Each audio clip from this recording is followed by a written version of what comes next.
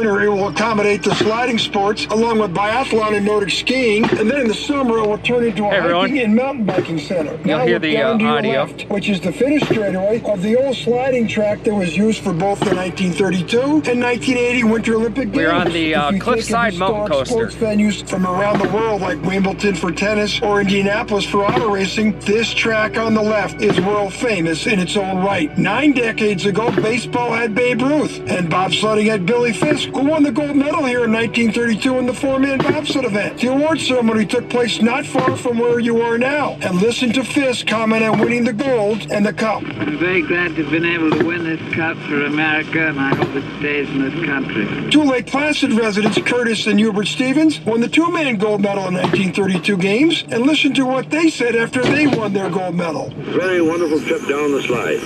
However, it's the thrill of the sport rather than the victory that really counts in bobsled.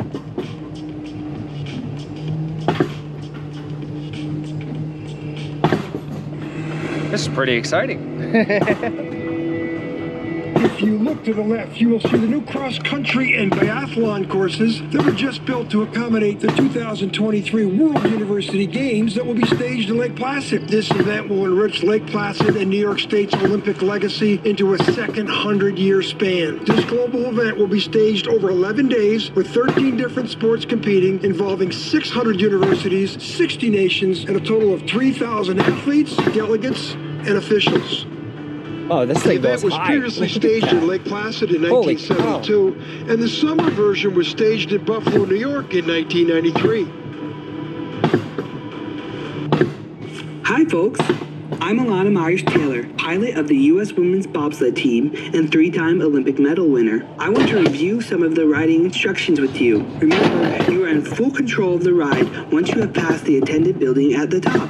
You will be able to control your speed with the brake levers. Simply push the levers to go and pull the levers to slow down or to brake. Keep your eyes forward at all times. Remember, it is your responsibility to slow down and brake for slow or stopped riders. Maintain 80 feet between you and the car in front of you. You should increase your distance to 180 feet for wet conditions. There are signs along the uphill ride to assist you in judging 80 feet and 180 feet. Keep your hands and feet inside the car at all times. Pay attention and read instructional signs along the way. If the ride stops for any reason, stay in your cart and await further instructions. Have a great ride.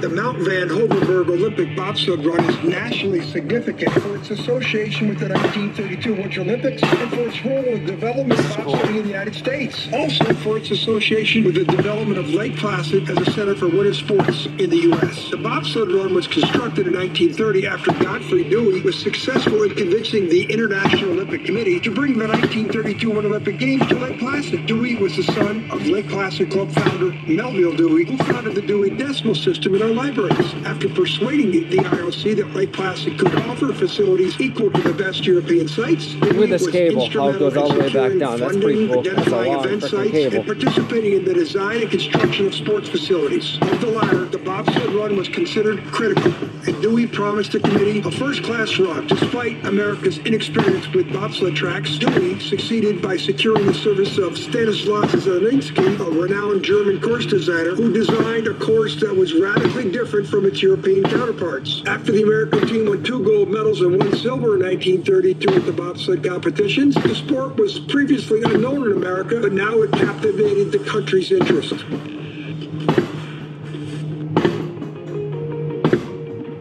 But now look straight up in front of you to the top of the mountain they call Mount Van Hovenberg. Way up there was the original start of the 1932 bobsled competition.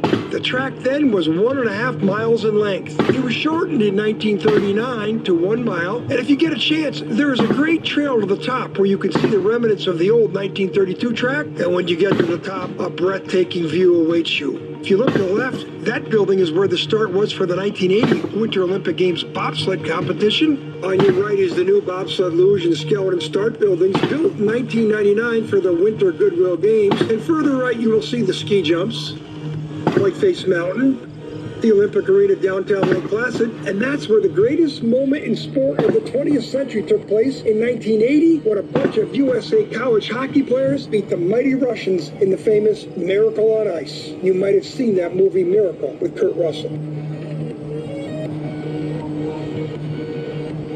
This is awesome. Look at that.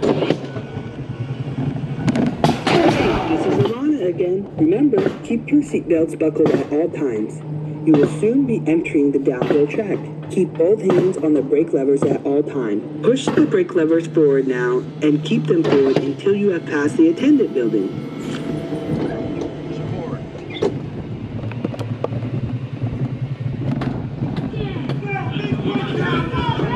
Ladies and gentlemen, now get ready for your ride down this historic track. You'll be going over the top of the same track used for both the 1932 and 1980 Winter Olympic Games. Attention. And they're off down the long straightaway above curve 1. Oh, dude, this is awesome.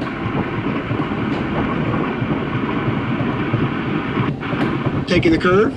Approaching curve 2. Taking curve 2. Through. On the way to Cliffside. Approaching Cliffside. Taking Cliffside. Cliffside is a corner combination of 3, 4, and 5. Through Cliffside and on the way to curve 6. Approaching curve 6. Taking the curve through on the long straightaway above curve 7. This is where the sleds really started to accelerate.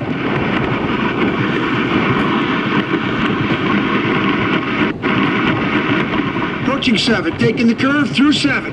Now below us is the straightaway to curve 8.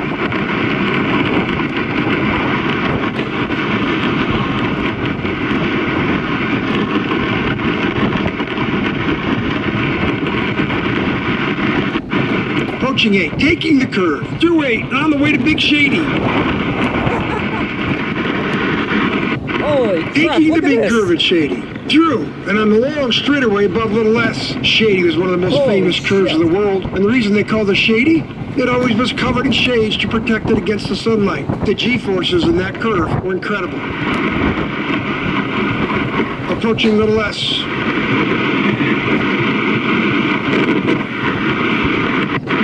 Taking the curve through the S on the way to curve 12.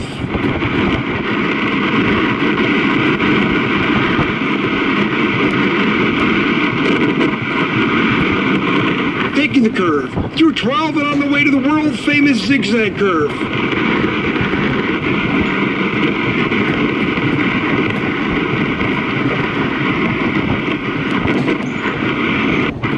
Zigging, sagging. What a change of direction at 75-mile-an-hour plus. Huge crowds used to be in the zigzag area, and for good reason. Through zigzag and on the way to curve 15. Taking the curve 15 on the long straightaway above the finish curve.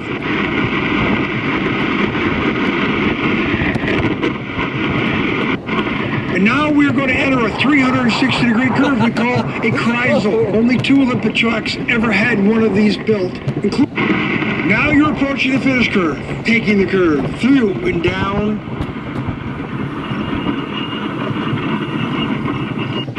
Taking a bobsled ride is called the Champagne of Thrills. And if you like what you just did, sign up for the real deal, the ride on ice in the winter. Yep. You see Bell Hot over there?